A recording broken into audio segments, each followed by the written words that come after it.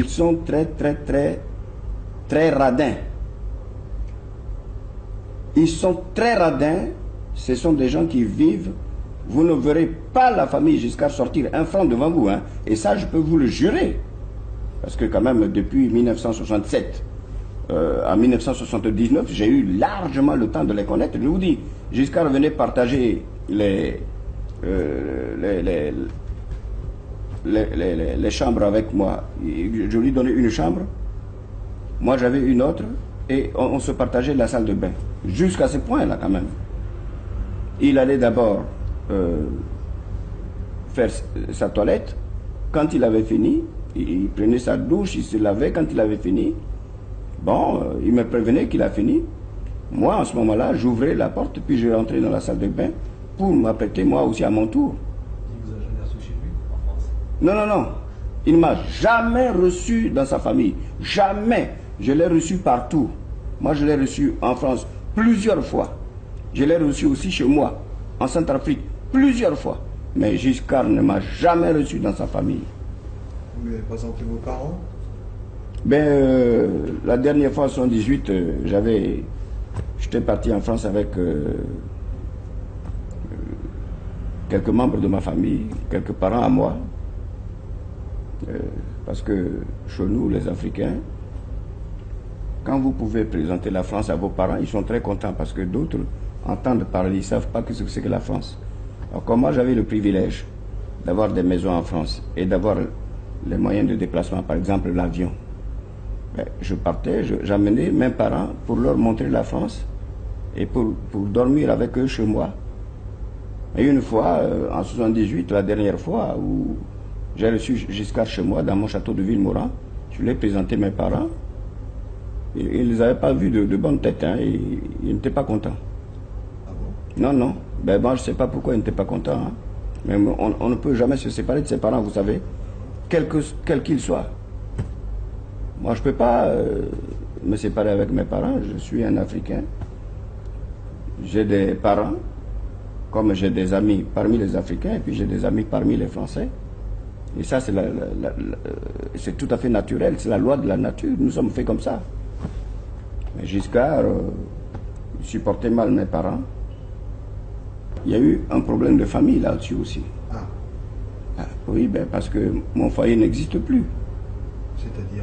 Ah, je ne vais pas le dire parce que j'ai pris l'engagement devant mon ex-épouse de ne pas le dire. Mais c'est depuis que Giscard m'a fait tomber, non seulement il a pris mes biens, mais il faut qu'on pose la question à Giscard, qu'est-ce qu'est devenue l'impératrice Catherine Bokassa? Il faut qu'on lui pose cette question-là aussi. Comme sa femme venait de passer 24 heures à Bangui, il faudrait que je lui envoie Catherine, et l'échange des épouses comme ça permettra aux Français et aux Centrafricains de savoir que notre amitié va toujours très bonne, qu'il n'y a rien, qu'il n'y a pas de point noir, qu'il n'y a pas de problème. Il m'a parlé, il m'a téléphoné, il m'a dit d'envoyer Catherine. Moi j'ai envoyé Catherine.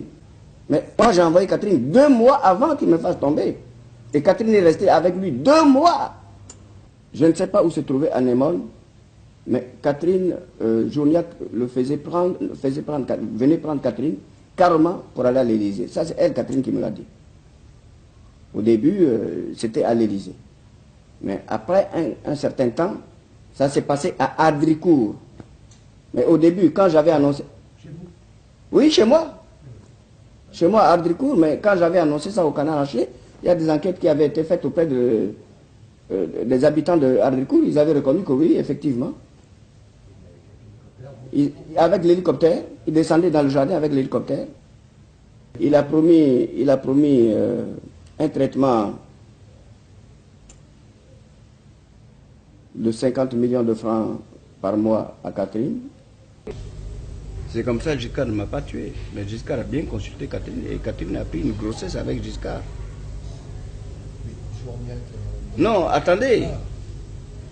Mais comme c'est Journiac qui servait pour les rendez-vous avec Giscard, c'était Journiac qui s'occupait de ça. Mais Journiac, Catherine l'a plu aussi. Puis, il a utilisé Catherine. Journiac était devenu l'ami intime de Catherine et Giscard s'en est rendu compte. Il a su que Journiac lui coupait les pieds, couchait avec Catherine. Il envoie Journiac en mission en Afrique centrale, d'abord à Libreville, et Journiac prend l'avion de Bongo.